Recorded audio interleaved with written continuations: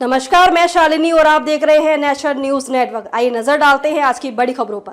पूर्णिया के सांसद पप्पू यादव ने आज पूर्णिया में पत्रकारों को संबोधित करते हुए कहा कि अब तक 16 बार धमकियां मिल चुकी हैं और इस धमकी से हम डरने वाले नहीं हैं। उन्होंने कहा कि जब आरएसएस प्रमुख सुधीर चौधरी, कंगना रनौत को सुरक्षा मिल सकती है, सत्ता पक्ष के एमएलए को सुरक्षा दी जा सकती है, तो विपक्ष के लोग की सुरक्षा क्यों नहीं बढ़ाई जा सकती। हालांकि उन्हें सुरक्षा की जरूरत नहीं है। पप्पू यादव ने कहा कि लगातार मिल रही धमकियों की पूरी रिपोर्ट हमने गृह मंत्री को भेज दी है।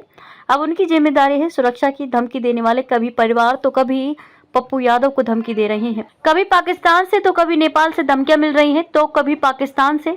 आखिर इसकी भी जांच होनी चाहिए। सरकार की तरफ से अभी तक कोई सुरक्षा नहीं मिली है। हालांकि पूर्णिया सांसद कार्यालय की सुरक्षा को चाक चौबंद कर दिया गया है। हर जगह लाइव डिटेक्टर, सीसीटीवी लगाए गए हैं। उन्होंने कहा कि 27 तारीख से लोकसभा का सत्र प्रारंभ हो रहा है। मैं वहां भी अपनी बात रखूंगा। विकास को लेकर सुरक्षा हमारी प्राथमिकता नहीं होगी और विकास के मुद्दे पर मैं सत्र चलने नहीं दूंगा। कोई अभी भी मैंने जो चिट्ठी लिखी है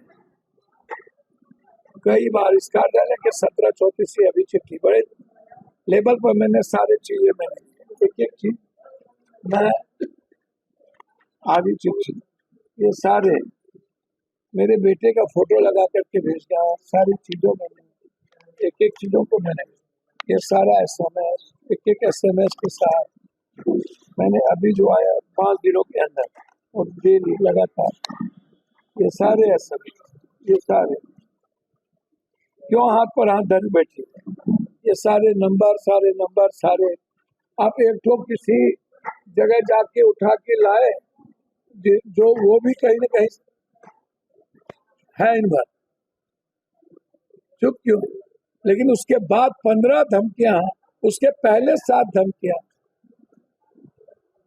तो इसका मतलब है कि कोई ना कोई इसके पीछे पप्पू यादव को खत्म करना चाहती है। तो मुझे कोई आपत्ति नहीं। 27 तारीख से लोकसभा है। मेरी जिम्मेदारी है झारखंड और बिहार के आम लोगों की बात करना, तो आपको पता चल जाए। सदन नहीं चले, मैंने पहले भी आपको कह दिया ये मुद्दा मेरे लिए इम्पोर्टेंट नहीं। मेरे मुद्दे इम्पोर्टेंट ये है, ये मेरे लिए हार्डे मुद्दा, मेरे लिए पूर्णिया को इलाके को बाढ़ से बचाना मुद्दा। तो आपके सामने प्रधानमंत्री ने चिट्ठी भेजा। पता सरकार क्या करती है क्या नहीं करती है। एसपी साहब मैं भीख नहीं मांगूंगा। एक दूसरी चीज सिस्टम को पप्पू यादव से यदि डर है कि मैं सही ना बोलूं और मनमानी कर दे दूं, मुझे लगता है मैं नीतीश कुमार जी को एक बात याद दिला देना चाहता हूँ। पहली बार नीतीश कुमार जी जब मुख्यमंत्री बने थे तो उसमें सबसे बड़ा रोल पप्पू यादव, जिसमें लालू जी और साबुद्दीन साहब पाटलिपुत्रा होटल में हमसे लड़ गए थे और मैं हमेशा उनका रिस्पेक्ट करता। लेकिन जो लोग बड़ी बड़ी बात करते हैं उनके नीचे जो लोग हैं जो मेडिकल घोटाले में इस बार फंसे हैं, पदाधिकारी लगातार चाहते हैं कि पप्पू यादव खत्म हो या पप्पू यादव इन्वॉल्व। तो मैं मरना पसंद करूंगा, इन्वॉल्व तो जवाब नहीं दूंगा। गोबर पर मैं घी नहीं डालता, लेकिन मैं बीजेपी या अन्य किसी ऐसे लड़कों से मैं आग्रह करूंगा जो गलत टिप्पणी करते हैं। इससे जातीय क्वेश पैदा होगा यदि मैं कोई जवाब दूं। मुझे आग्रह है कि गलत टिप्पणी ना करें, आप वैचारिक बात करें। और फिर मैं कह रहा हूं सुरक्षा तय करना सरकार की जिम्मेदारी है कि कंगना को कितना मिलेगा, एक एमएलए को, सत्ता पक्ष को कितना मिलेगा और विपक्ष को नहीं मिलेगा। जब हेमंत सोरेन और राहुल गांधी इन लोग के टारगेट पर है, मारने के टारगेट पर, उन्होंने उस दिन हेलीकॉप्टर रोक के राहुल गांधी को एक साजिश के तहत किया। हेमंत सोरेन को डेली मारने का प्रयास किया जा रहा है। तो विपक्ष को ये खत्म करने का जो साजिश है ये बड़ा विचित्र है। इस पर क्या मैं कह सकता। बस मैं इतना कहूंगा कि मैं निश्चिंत हूँ, मैं डरता नहीं हूँ, मैं लगातार काम करूंगा। मैं अभी सिल्लीगुड़ी जा रहा हूँ, फिर सुबह मैं काम करूंगा 3-4 कार्यक्रम है।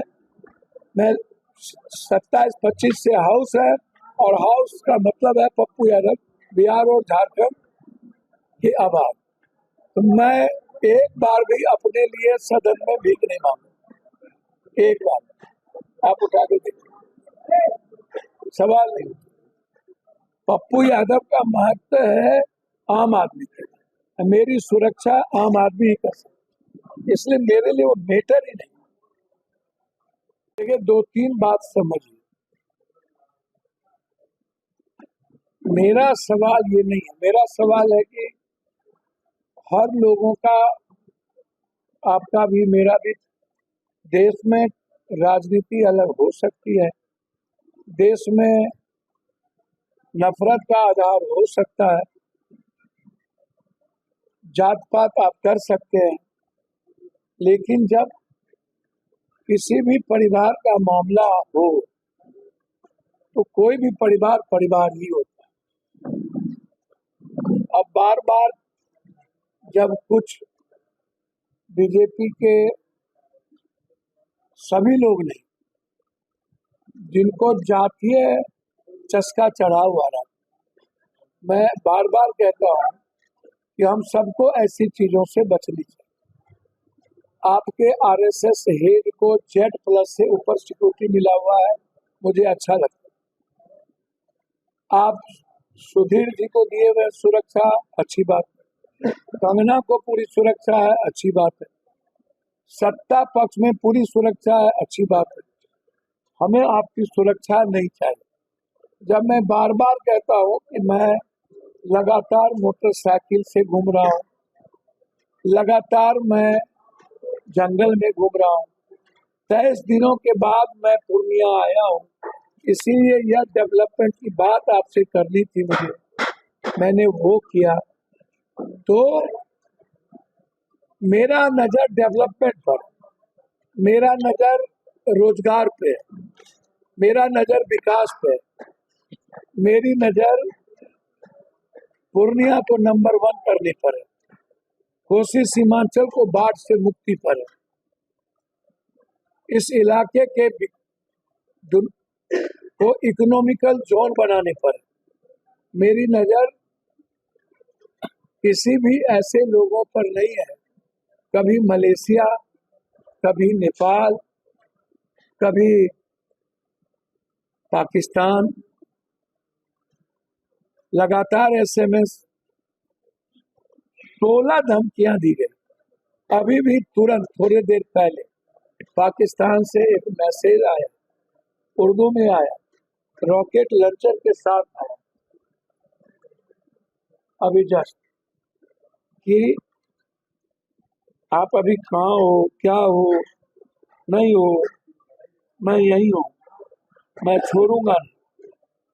जब मुझे कोई चिंता ही नहीं है, मैं आपके पास बैठा हुआ हूँ, यही है।